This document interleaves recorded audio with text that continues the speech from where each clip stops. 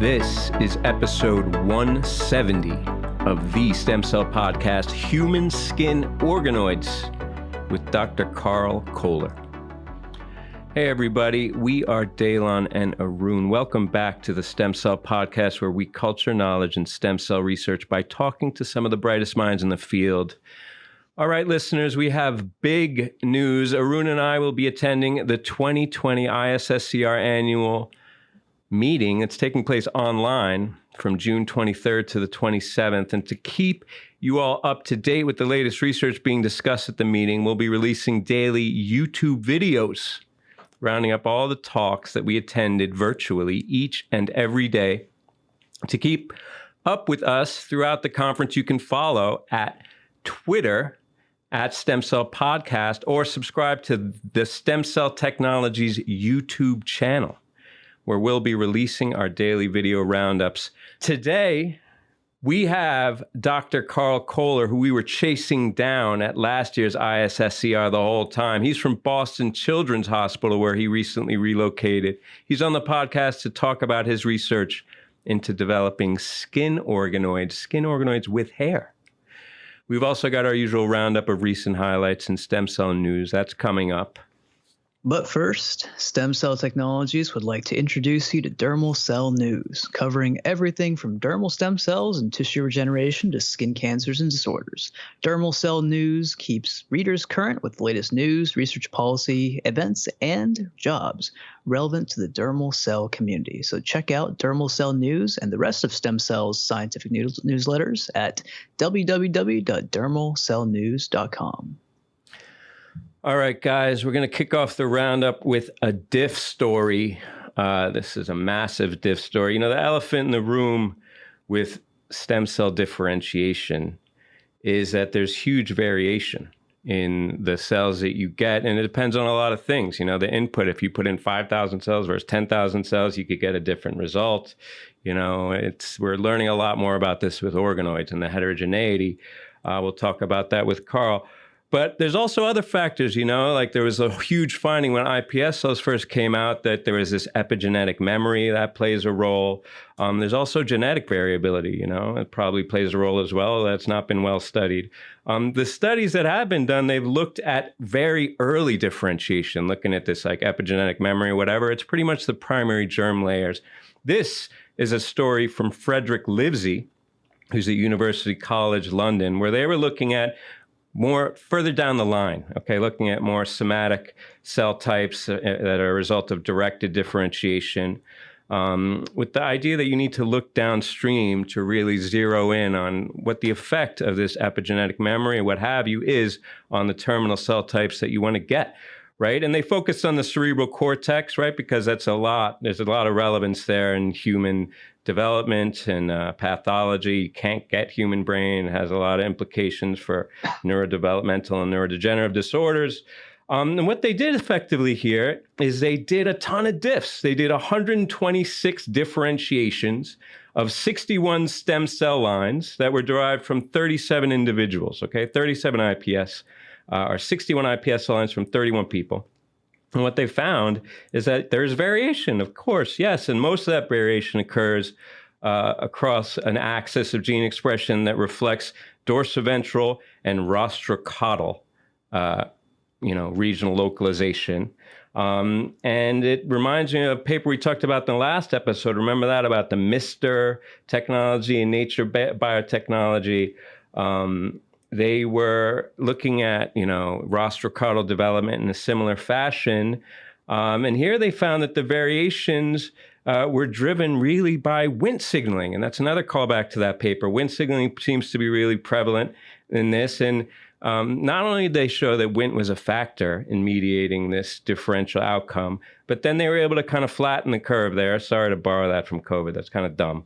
But they flattened the outcome. Okay, which is to say that if they tuned Wnt in just this narrow window early on, they could reduce that variability. So it's a nice little story that's focused on the basics, what makes up this variability and differentiation, and how can you overcome it, and how can you overcome these biases. And I think they show that you can do that by modulating this one signaling pathway, and it remains to be seen if the same will hold true in other more directed differentiation protocols we'll have to see. Yeah, Wnt signaling is critical for all sorts of differentiation, whether it's cardiac, whether it's neural, like we're talking about here. A compound that's really important across the board for modulating Wnt signaling in these differentiation protocols is CHEER 99021. It's something that I use pretty much every single day. But, as somebody who uses CHEER, I know there's variability in its effect, not only based on the dose that you use it at, but the right time point that you use it at. So if you use it maybe even a few hours after a certain window that you're supposed to, then it might not have the right effect in terms of inducing the signaling that you want it to. So it kind of brings me back to this huge scale differentiation that you're talking about. They're talking about like 60 plus lines, 100 plus rounds of differentiation. There's robots to do this. There are robots that do differentiation. Why haven't the robots taken over, Daylon? Well, I can't answer that, Arun, but I think that they're necessary in the future. We're going to need robots to do everything. I mean, I could use a robot in my lab. I think that the other interesting point here is that, like I started by saying, the elephant in the room about diffs is that, day to day, you get totally different outcomes. And this is with Cortex here is using this dual SMAD inhibition, which is one of the most robust protocols because you pretty much shut everything down. And even in that, you get variability. So I'd be interested to see how, widespread this variability is across other lineages. And I would expect to see that getting consistent diffs in, say, hematopoiesis, which I'm going to come around to in my next story, is going to be even more of a challenge. So anything that can help to, normalize or overcome the biases in lineage-specific differentiation is going to be critical to translating these cells into therapies. Well, one thing that can reduce the biases and the variability in differentiation, robots. I'm telling you, man, it's the wave of the future. I can dream, right? I can dream. But moving on to our second paper of the Roundup, I'm going to talk about gastroloids. And these are clusters of stem cell derived cells that can mimic early human development and gastrulation in particular. So we know that during development, the human embryo is a kind of a black box, and you're not really allowed to take a close look at how human embryos develop, obviously, because there are ethical hurdles. There's a so-called 14-day rule, which actually restricts in vitro studies to only looking at pre-implantation events. And there's a new model out there, these gastroloids, that can use embryonic stem cells to look at some of these early processes and maybe get around that milestone, that day 14 rule. And so this is work that's coming from Naomi Morris and Alfonso Martinez Arias over there in the UK in the Department of Genetics at the University of Cambridge. What they're able to do is generate human gastroloids. We've talked about mouse gastroloids a little bit a few episodes ago on this podcast.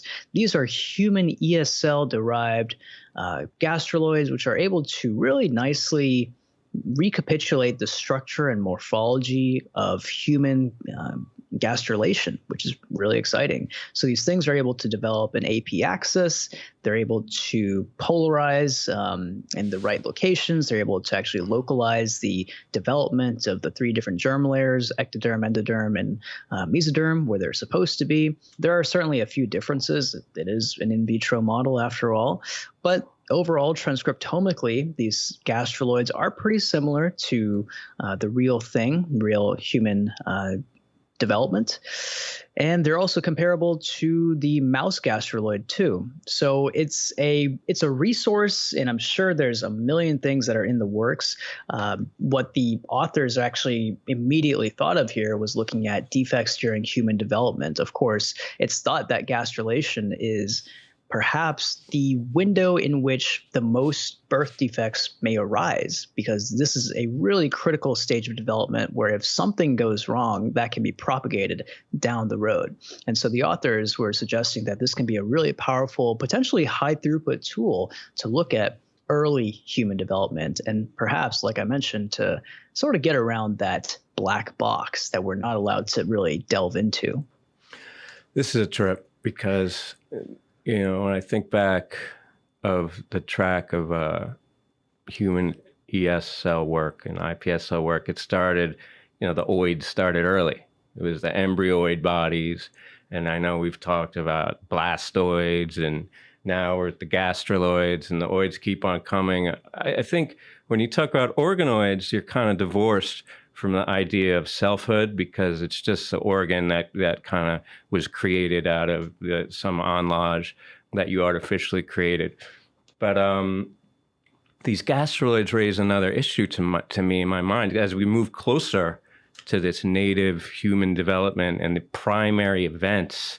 And I think we'll talk with Karl about this. Like once you get this ball rolling, it kind of builds itself. You need to just plant the nidus, and then the crosstalk creates a thing. And I wonder if there's going to be a lot of people sounding off about selfhood of these gastroloids, and whether or not we're wandering into territory that's precarious vis-a-vis neural tube and, that type of higher order development. Yeah, it's a valid question. Anytime you try to model human development in a dish, you're going to have some of these ethical concerns pop up.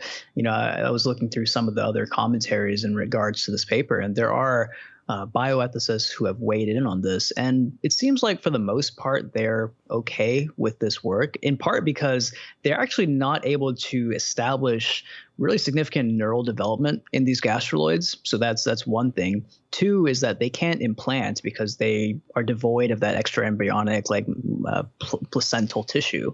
So the thought is this is a purely in vitro model. And since it doesn't really have any capacity for true development beyond this window, it's bioethically perhaps a more amenable, more compatible thing to work with. All right. Well, then I can rest at ease that my gastroloids aren't going to come after me when I piss them off. Well, there's no bioethical debate about cancer. We're trying to kill it. I don't think there's any more uniform opinion. There's no one out there fighting for cancer. All right. So we can get on board with that. And I got a story here from Dan Kaufman, who is at UCSD La Jolla. He's been working on this via natural killer cells for a long while. And this is another story in that vein. Natural killer cells, they're distinguished from the other kind of immunotherapy or other immunotherapies, but the most notable one being the CAR T, because these natural killer cells, they have this intrinsic ability to kill virus-infected or tumor cells without being sensitized by an antigen, right? Unlike CAR T, which kind of have to be entrained on a particular antigen epitope. And there's been a lot of clinical trials showing efficacy of NK cells, either from peripheral blood or umbilical cord blood, showing that they're safe. And this is critical, safe without causing toxicity, like cytokine release syndrome or the neurotoxicity that's been associated with CAR T cells. Also, no graft versus host disease, because these NK cells are transient. They get in and they don't stick around, right? They persist for a very short period of time in vivo, unlike the CAR T cells that can persist and function for months, even years, right? So the Kaufman lab, for a long while, they've been focused on using these NK cells to, one, make them more persistent in vivo, to increase their longevity, but also just to increase their tumor killing ability. And there's been a spate of papers he's come out with in the last few years where he's engineered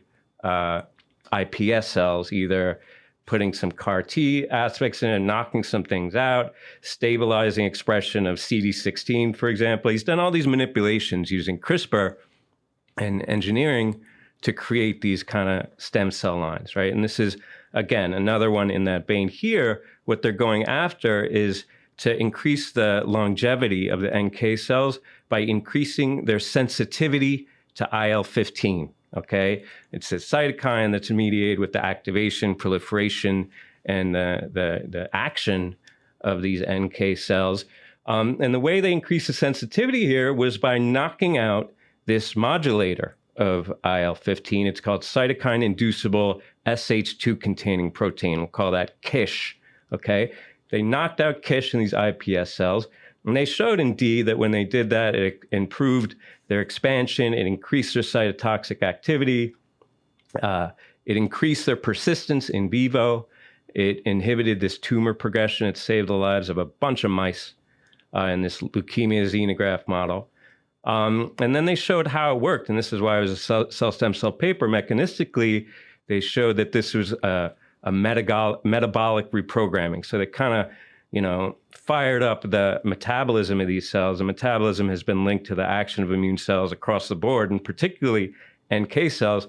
So they fired up the metabolic activity of these cells, and that it was correlated with improved action and function. The only thing I would say, caveats here, is that in terms of the in vivo data, there were 5 mice in each group. And while the control natural killer cells, like all the mice died, the knockout natural killer cells showed a dramatic effect. All the mice survived, but I would wonder why, the natural killer cells alone had such a paltry effect. It's not very impressive. And the other thing is when you talk about persistence, they looked at the persistence of these cells, but I will say that they looked at one time point at 1 week and showed that there were, in fact, more cells in the knockout. But I don't know about longevity because maybe I missed it. It was in the supplement or something. But I didn't see at first glance that they had cells that persisted out longer at more distal time points. So Kaufman Lab, Huang Zhu, first author, please send us a tweet or something to correct me on that if I'm wrong. Regardless, this is a big story, another in the catalog of the Kaufman Lab, where they're using genetic engineering to make these cells more effective. And this is the real key. You can scale this, right? You can genetically manipulate an iPS cell line at the root and then generate unlimited amounts of natural killer cells. And there's good protocols for that. So this is something that really therapeutically is viable because it's also allogeneic. Remember, you don't have to have a patient match exactly. So it's a nice story. Cell Stem Cell Clinical Translational Report.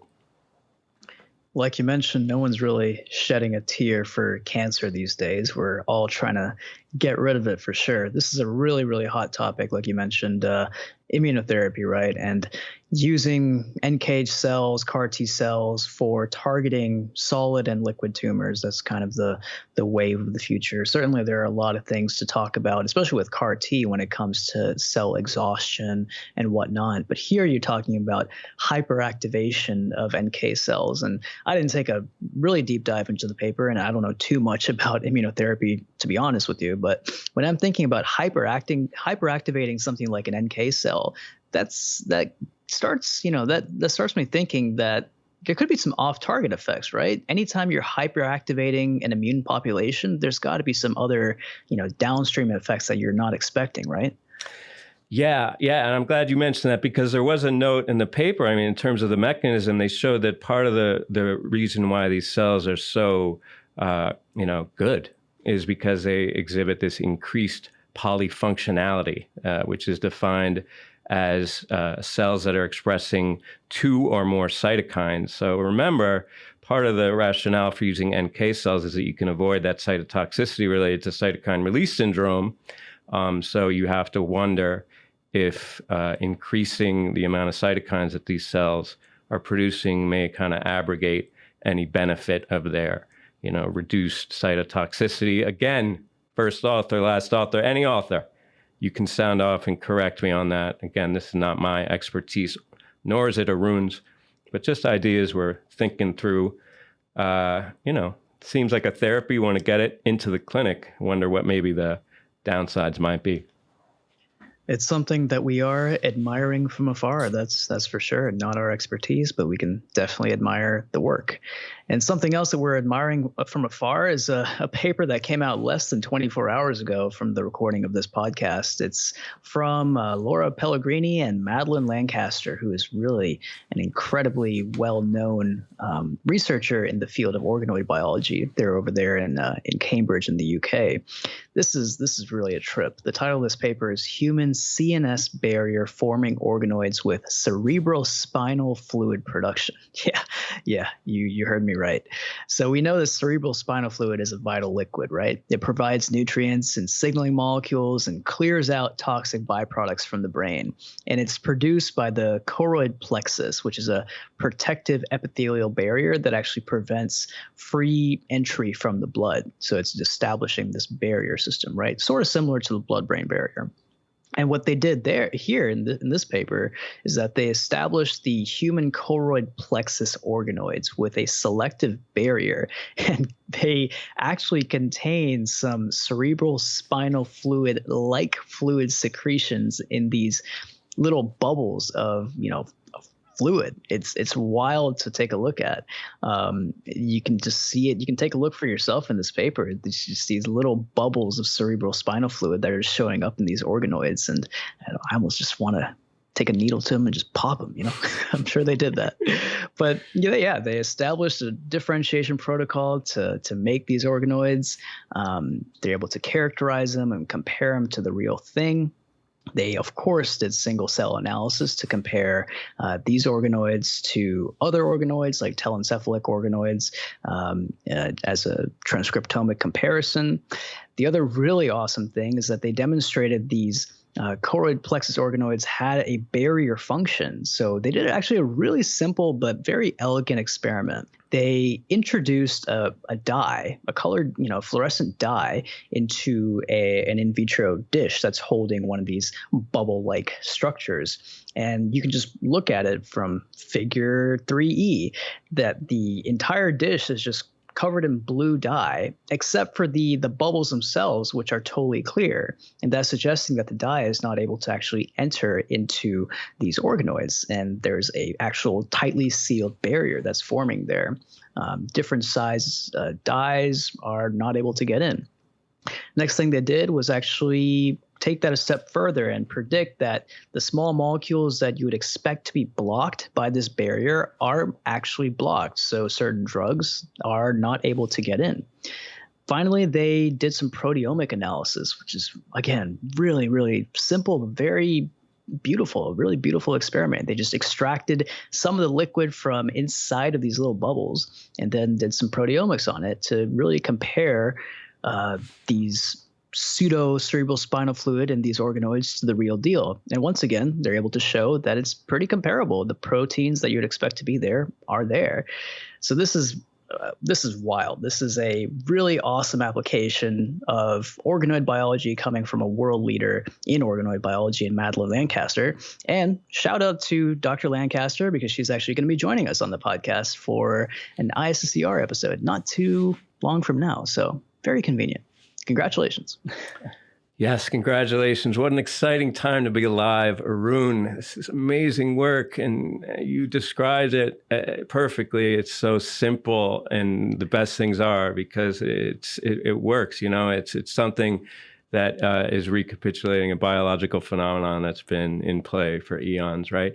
And I think we'll talk about this too with Karl, because this is what makes it so exciting to be in pluripotent stem cell research right now, right? Is that you're not getting cells anymore. You're getting the tissues and you're getting their function. You're getting their output. I know in this hair paper, which we're not going to talk about in the Roundup because Karl's going to get into it, but these organoids that they made in the lab there, they had sebum, they had all the things that you don't think about because you're so focused on the operative cell type that you don't realize that there's all these accessories. So this is another accessory cell type that I know it's a clean prep, and we're not talking about all the heterogeneity here, but this is a clean prep that's going to really have a huge splash in pharma, as you were alluding to, because it's selectively permeable, and it's going to be an amazing model to build on. I think it's probably going to be the standard bearer for all kind of drug modeling and selective permeability in the choroid plexus in future studies. So amazing work. I can't wait to talk to Dr. Lancaster about that in a few weeks. Yeah, the thing that blows me away with, both Dr. Lancaster and Dr. Koehler's work is the fact that I think a lot of these protocols, Karl said it himself, a lot of these protocols are just a happy surprise sometimes. Sometimes you do a differentiation and you get a population that you weren't expecting to get. And maybe that was the case here with the Lancaster paper too. Maybe they were doing some sort of other neural differentiation, and all of a sudden they were like, wait a minute, these things are forming bubbles, and inside those bubbles is actual cerebral spinal fluid. How do we actually further refine that protocol to get the differentiation that we want? I think it's beautiful, and it's coming back to modeling development in a dish. Everything comes back to these developmental principles. And if you can perfectly replicate those, then, the sky's the limit. You can make whatever tissue, whatever cell type you want. Just before we push on to our interview with Dr. Koehler, I've got a short message from STEMCELL Technologies. Do you love organoids like we do? We cover them plenty on the show, but there's always more to know. If you're looking for more information on organoids, you should download STEMCELL Technologies' new ebook on organoid research techniques. Developed in collaboration with Wiley Publishing, this essential knowledge briefing details the evolution of organoid techniques from discovery to application, including discussion of key milestones and advances of the technology. A review of key publications and annotated reading list also provide further background on many of the topics covered. You can download your copy at www.stemcell.com/organoid-ebook. All right, you guys, this episode we have the special pleasure of having a guest on the show that I've been trying to get for a year. Since the ISSCR last year, I've been chasing this guy down. His name is Karl Koehler. He's assistant professor of otolaryngology, that's a mouthful, at Boston Children's Hospital. The Koehler Lab focuses on using human organoid systems as a platform to develop regenerative therapies for the inner ear and various craniofacial tissues. Dr. Koehler, thank you so much for coming on the show, being a guest with us today. Thank you for having me. This is great. Yeah, so Karl, the timing is absolutely perfect to have you here on the Stem Cell Podcast. Your lab just published a paper in Nature about pluripotent stem cell-derived advanced human skin organoids that contain hair. So first of all, congrats. I hear this paper. Yeah, I hear this paper was in the works for like 6+ years, right? So talk about determination. Wow. Your protocol is able to create quote unquote functional human skin after a 5-month-long differentiation process where the organoids contain all the different cell types and structures that you would find in skin, like stratified epidermis, fat-rich dermis, and pigmented hair too, right? So I won't steal your thunder, and why don't you walk us through the paper? In particular, talk a little bit about how you're able to actually fine-tune this differentiation protocol and develop it in the first place. Yeah, it's very exciting. The paper just came out, and as you said, the culmination of 6+ years of work that I started as a grad student back at Indiana University School of Medicine. This work kind of, I've heard it described as an outgrowth, no pun intended, of our previous work on developing inner ear organoids. So I'm in the Department of Otolaryngology at Boston Children's Hospital, and I was in the same department back in Indiana. And my graduate work was focused on trying to generate inner ear tissue from stem cells, from pluripotent stem cells. And as a graduate student, we were ultimately successful in doing that.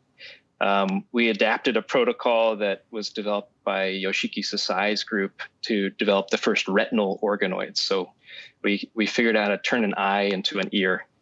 And in so doing, we found that just as a byproduct, we were getting some skin tissue to develop. We were kind of casting a wide net and getting a lot of tissues that developed in and around the ear, including skin. And we thought it was this kind of pesky byproduct of the process, and we were trying to eliminate skin development and maximize our efficiency of otic induction. But ultimately, we made this chance discovery that the skin actually sprouts hair follicles. We saw co-development of, as you said, the epidermis and the dermis. Those cells seem to talk to each other the same way they do during embryonic development. and leads to formation of hair follicles. And that was all work done with mouse stem cells.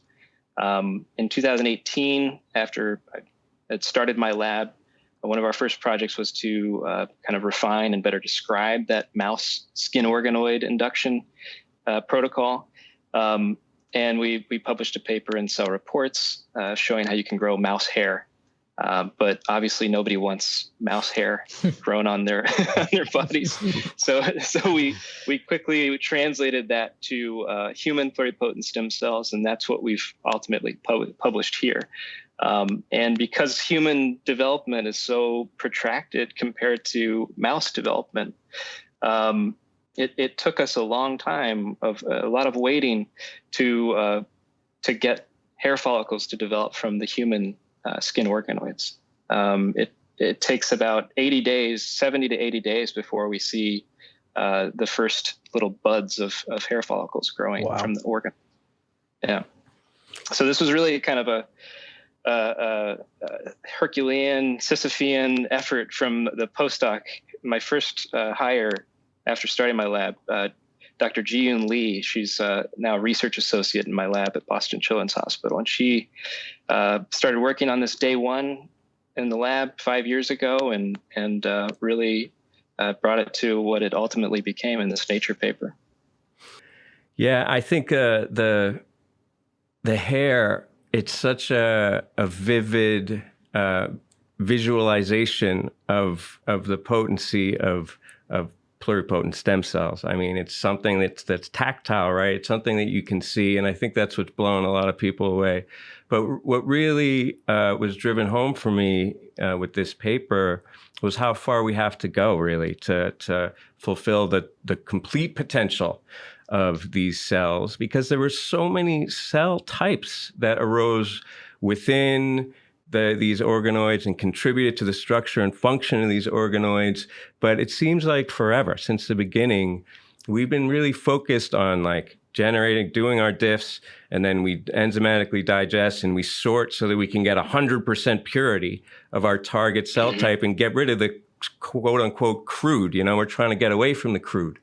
And I think what you show here, and I think a lot of people are realizing with the study of organoids, is that the crude population is really essential for directing and informing proper differentiation of a whole, of a tissue that's made up of many different cell types. So do you think that there's paracrine or even mechanical inputs from all those accessory cells that develop in these organoids? Are they all essential? Are they all providing molecular input for construction of the whole? Or are they kind of just byproducts of the fact that you're getting a nice, hair follicle organoid? And are there other potential inputs? Because, by definition, these organoids are divorced from circulation, for example. So are there inputs maybe from immune cells that also may play a role and may be missing in this context? Can you speak to those questions? Yeah, I think that's a really great point. And I think that this model in particular kind of highlights the importance of these accessory tissues, as you call them, like the stromal or mesenchymal cells, I think are going to get their day in the spotlight and have already kind of gotten their day in the spotlight in recent years with these organoid studies.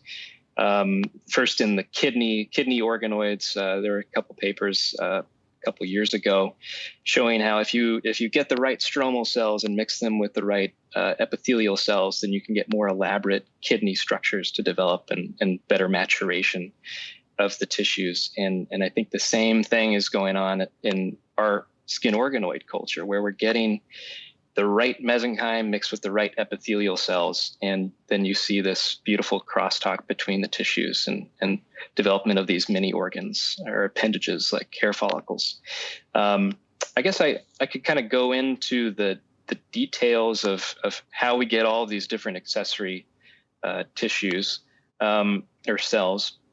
So our induction approach is really focused on guiding development of the ectoderm, so one germ layer. And what we can do with our initial treatments, or a little recipe for inducing these skin organoids, is generate what's called the surface ectoderm, or the non-neural ectoderm, which is the epithelium lining the surface of the embryo. And what we've found is that we can generate almost a pure population of these surface ectoderm cells. But if we intervene with an additional treatment, an FGF treatment and we inhibit BNP at the very specific time, we can initiate co-development of surface ectoderm cells and neural crest cells, cranial neural crest cells. And these are a special population that develop in the developing head, give rise to facial bones, the facial dermis, which is what we think we're generating, as well as neurons, Schwann cells, the glial cells, and melanocytes, the pigment cells. So that's where we're getting this kind of explosive diversity of cell types, is because we're generating that neural crest population at an early stage. And so we kind of take this hands-on approach up front in the first 2 weeks of induction, where we're adding molecules at specific times. And then, like you said, I think it's important. We've learned that you kind of need to take a hands-off approach and allow the cells to self-organize. And I think there are all kinds of mechanical forces at play that are leading to the morphologies that we're seeing. It's an inside-out model, so the interior of the aggregate of cells represents the epidermis, the top layer of the skin, and the outside represents the dermis of the skin. And we think that organization really is critical for later development of the follicles. So, Karl, I remember being blown away by your talk last year during the presidential symposium at ISSCR. It was actually here in LA, back when we could actually have meetings in person, which seems like a lifetime ago, right? So, I mean, to me, your work was really exciting, in part because there's so many translational possibilities, right? Ranging from skin grafts to potentially growing hair for hair replacement, but of course for any translational application, you have to think about scalability and making these organoids in a way that's cheap, easy, and safe as well. So how do you envision scaling these organoids up for the inevitable translational applications? Yeah. So we've spent a lot of time in developing this paper, and in unpublished results that we're trying to publish as follow-up. Kind of trying to refine the method as best we can to generate a more pure population of epidermis and dermis cells, which I think will be critical for scaling up.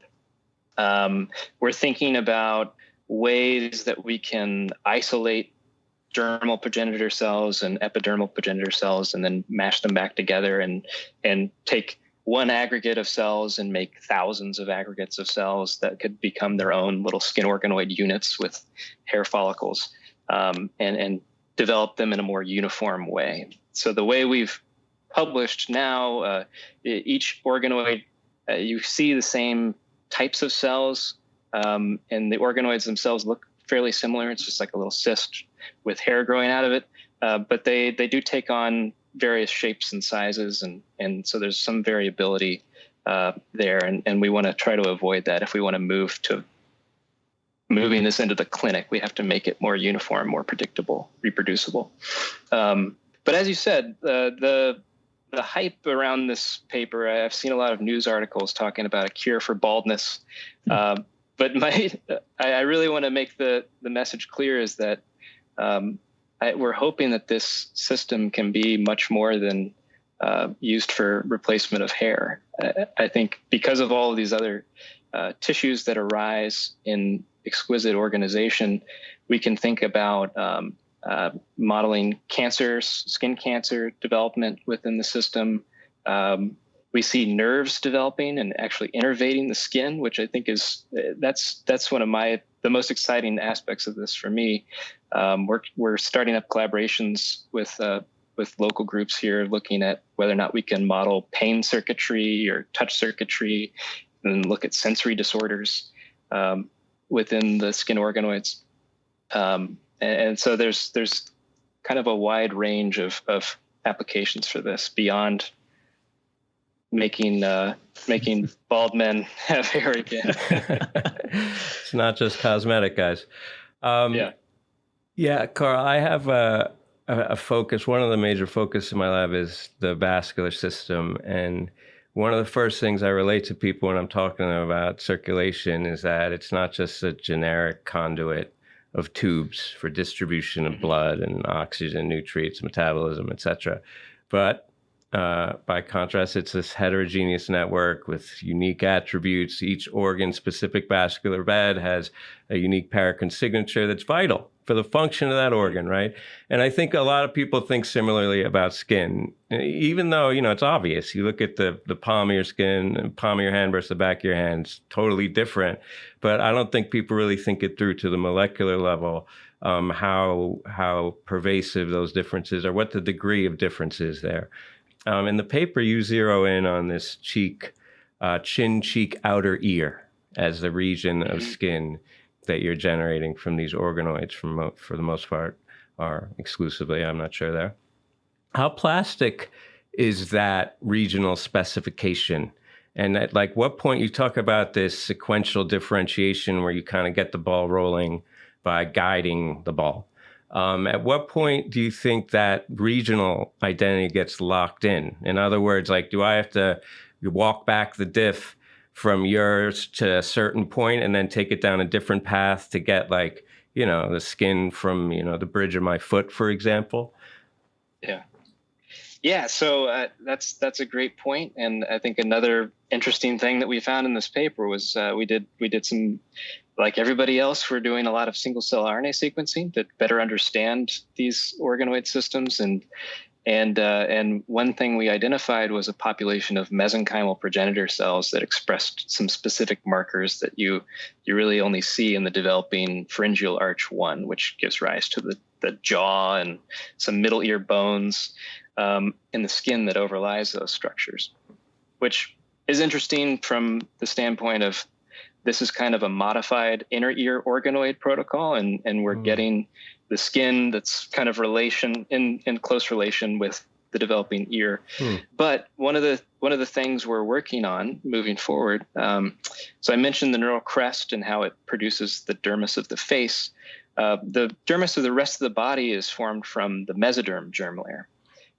So if we wanted to tailor make skin organoids for a specific anatomical site, we'd need to think about how do we marry the surface ectoderm with the proper mesodermal derived dermis for that specific site. And so that's one of the things we're working on. I have a grant that's one of the aims that we're taking a look at in the lab is, can we generate surface ectoderm in specific types of dermis in parallel and then marry those two together and generate site-specific skin, which I think you mentioned the palms of the hand. That's a very specific type of skin, and it harbors a number of sensory nerve endings. And so that would be interesting from a reconstructive surgery standpoint, if we could specifically generate palm skin or scalp skin, which is also derived partly from the mesoderm. So, Dr. Koehler, you've been around the stem cell organoid field for a while now, and as you just mentioned, your other claim to fame is generating the inner ear organoids that contain functional hair cells from human pluripotent stem cells, right? And that was a Nature Biotech paper not too long ago. Of course, there you're talking about hair cells that are important for hearing as opposed to the hair cells in your skin. Yeah. But as very, you very mentioned, confusing. Yeah, I can only imagine.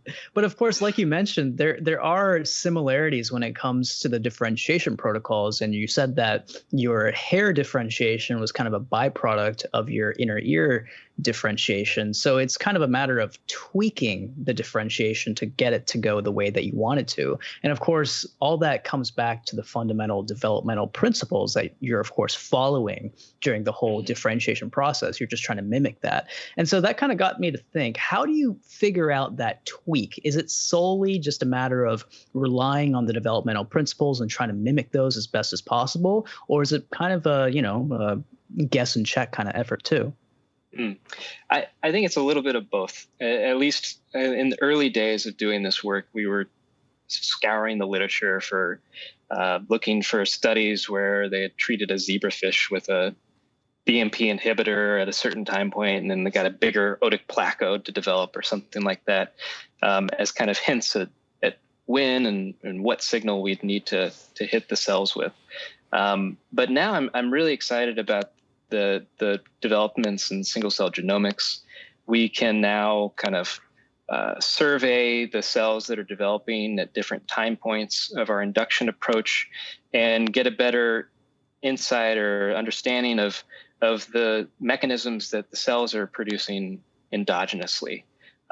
So that's a major focus of the work now is trying to figure out how do our kind of guidance cues lead to these self-organizing processes, and what is actually happening during the self-organization. What signal is the epidermis producing that's telling the dermis to start generating a follicle, that sort of thing. And can we then go in and intervene with an additional treatment at a specific time point and potentially accelerate development of hair or other tissues that we see in the culture. So now we're at a stage where we can actually learn from the developing organoids and then go back and modify the process as needed. Yes, try and abbreviate that 70 to 150 day diff protocol, I guess, is on the list of priorities. Yeah.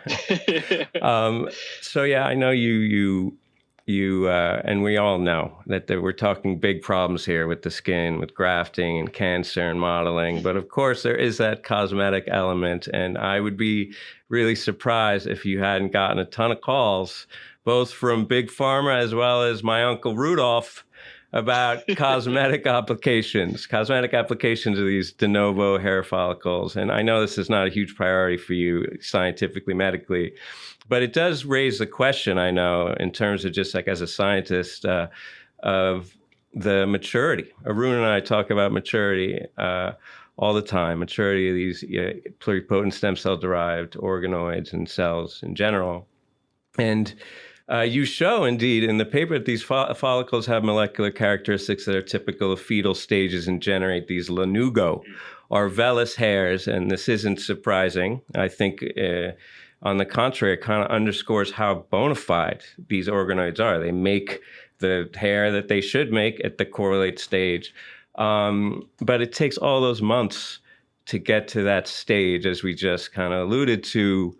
What do you think it's going to take to get? I mean, I know maybe somebody out there would be psyched to have lanugo hair when they got nothing. But let's say you wanted to go terminal. What do you think it takes to get to terminal state? Like accelerating it, or do you envision like even the possibility that you could just let the organoid go and it would have 15-month-old twin boys? Like they have those beautiful hairs that you almost wish they could keep forever, but they don't. They get coarser. Like, is that what we're talking about here? That we're going to have organoids that are going for years until they get the coarse hairs and start growing a beard?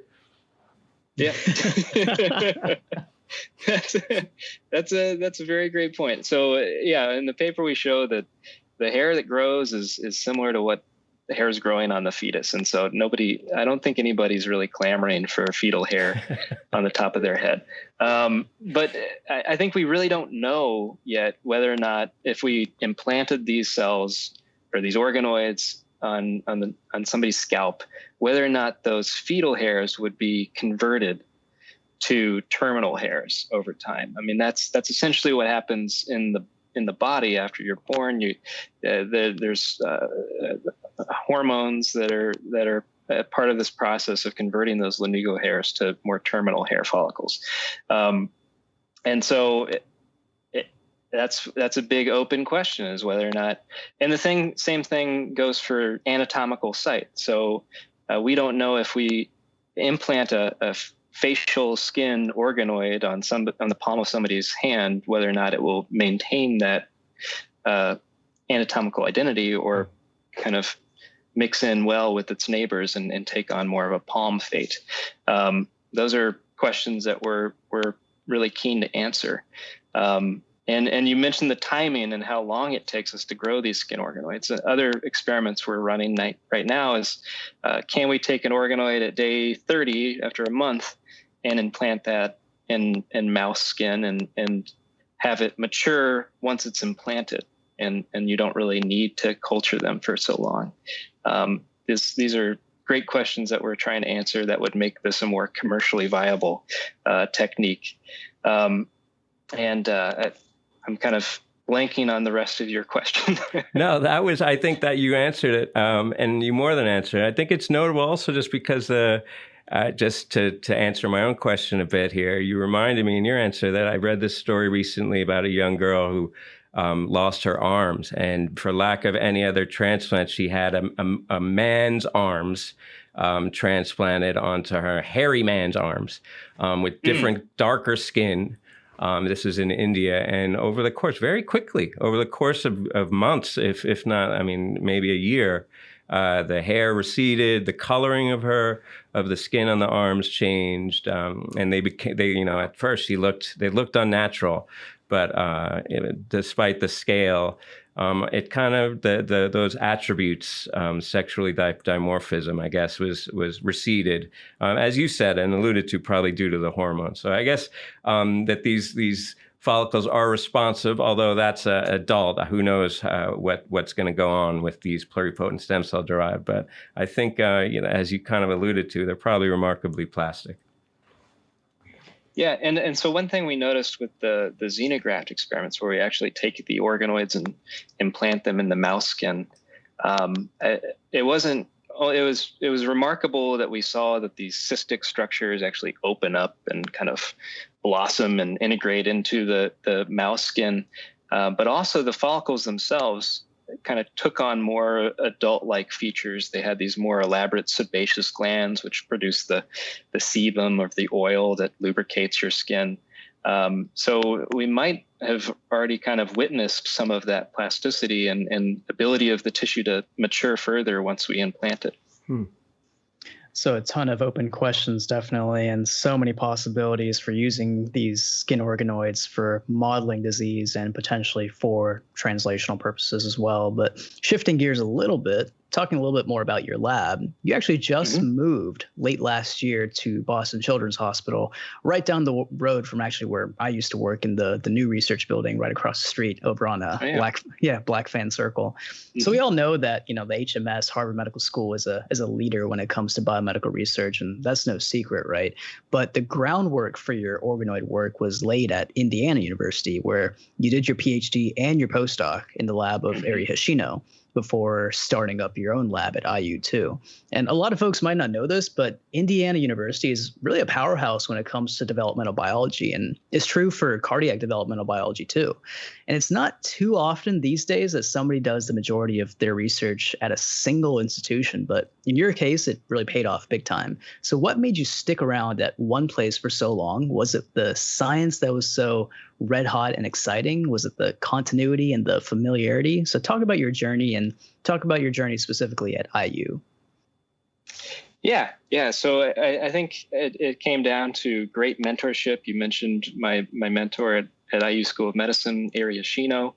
I had a lot of latitude to kind of develop my own research directions within her lab as a graduate student. And then toward the tail end of my graduate work, we published our first mouse inner ear organoid paper in Nature, and that experience, kind of getting that paper published and doing some interviews like this, got me really excited about continuing my work, and just staying on to do a postdoc to see if we could recreate this process with human pluripotent stem cells. We didn't really know if we could do it, and it was amazing. A lot of the mechanisms were conserved, so we were able to reproduce the process pretty quickly with human stem cells. And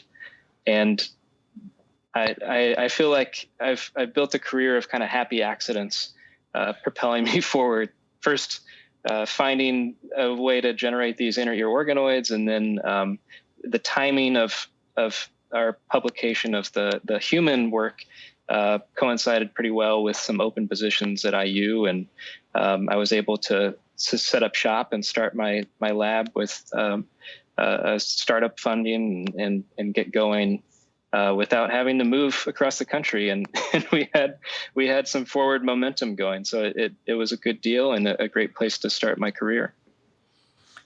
Yeah, you're a pretty young guy. You're a young guy who's made I wouldn't say outsized impact. I'm sure your parents always saw it coming, but you made a big impact. And now I know you alluded to the fact that it's like happy accidents, but now they're giving you the blank check. You got the platform at Boston Children's that you can build out to whatever endeavor fires your imagination. So you got, obviously, I'm sure you have a plan. You got to have a plan. You can't rely on any more happy accidents. So looking forward, you kind of have to look back a little bit. What do you attribute your success? I know we kind of just asked you that, but if you had to like put your finger on it, or alternatively, maybe sometimes it's really just a matter of avoiding the pitfalls. Are there any pitfalls that you think are important to avoid? I mean, any advice you can give to some of our younger audience in training?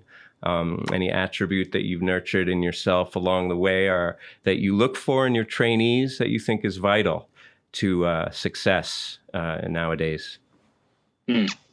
Yeah, it's a difficult thing to kind of self-reflect and look back and try to determine how was I successful and what were the most important elements of that.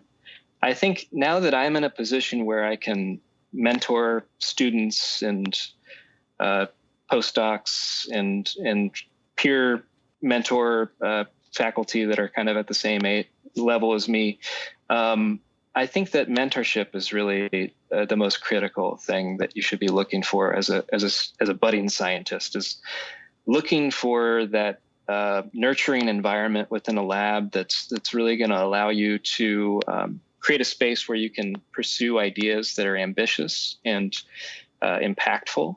I mentioned my work in Aries Lab. I think that one of the secrets to my ultimate success was that I was allowed to kind of take my own approach and explore some new ideas that seemed a little risky and but potentially had a high reward.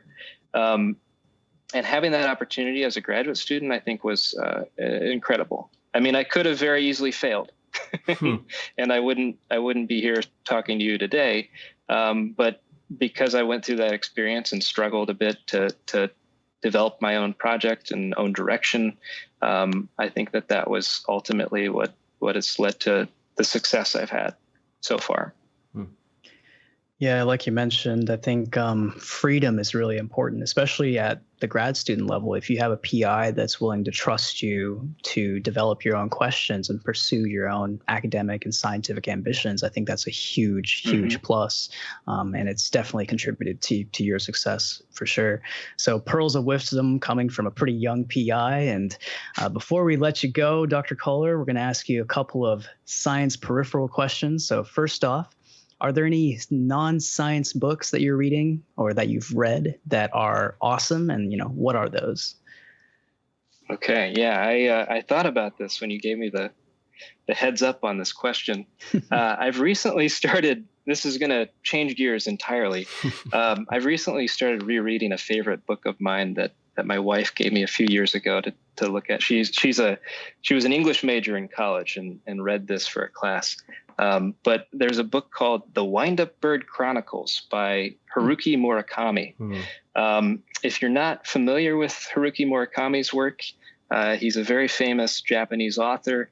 In the surrealist genre, I don't know if I would say that Haruki Murakami writes like David Lynch directs, if you know the films of David Lynch or shows that he's created. Very dreamlike narratives. And a great escape from the rigorous scientific literature. It's about a guy who loses his cat and tries to find it, and then in the process loses his wife as well and tries to find his wife. So Hopefully that's a good hook for you to bring your readers in. But it's a very strange book. I'm a little embarrassed to recommend it, but I think it's a fascinating read. Yeah, no, we get recommendations of all sorts of books, but that's a unique one, definitely. We'll have to take a look at that one. So finally, what was your greatest or memorable science revelation or surprise? In other words, an aha moment. And on the other end, what was the greatest disappointment that was not what you were expecting when you were doing science? Yeah, so I think both of those are wrapped into one experiment that is part of this paper we just published. When we were thinking about how do we take these skin organoids and graft them onto a mouse, we looked at the literature and came up with a number of different ways that we thought would work. And we originally thought we'd need to dissociate the cells and then meld them with some sort of collagen matrix and implant those on the mouse. We tried a number of different configurations with or without the collagen matrix, and it was really disappointing. We didn't see anything developing. The wounds would kind of heal, and then the cells that we implanted would disappear. And then the biggest surprise was that after months and months and months of doing these experiments, we decided, hey, let's just throw the whole organoid into a wound site and see what happens. And that was the experiment that worked. We very quickly, after a few weeks, we saw these outward growing human hairs growing from the wound site, and that was just remarkable. So that there you go. Those are my two moments of happiness and disparity all wrapped into one. Karl, I'm not telling you how to do your job. God knows you're very big up and I'm a small fry. But what isn't that like the control?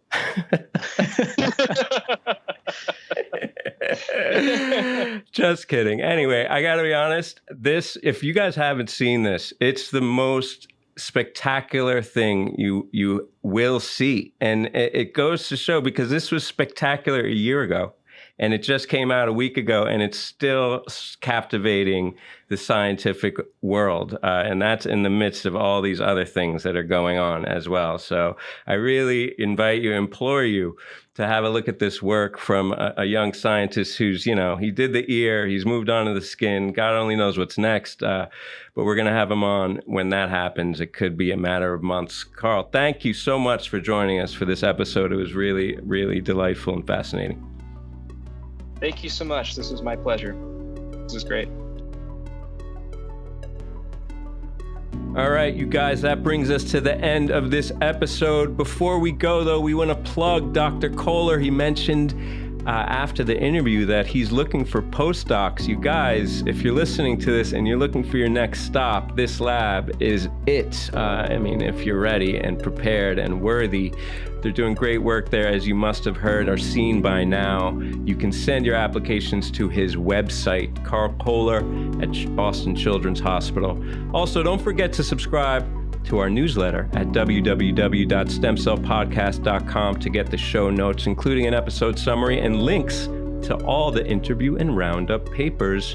You can also reach out to us on Twitter at STEMCELL or by email at info@stemcellpodcast.com with feedback or to suggest guests. Thanks so much for joining us for this episode, guys. It was a great one. We'll see you again in a couple weeks.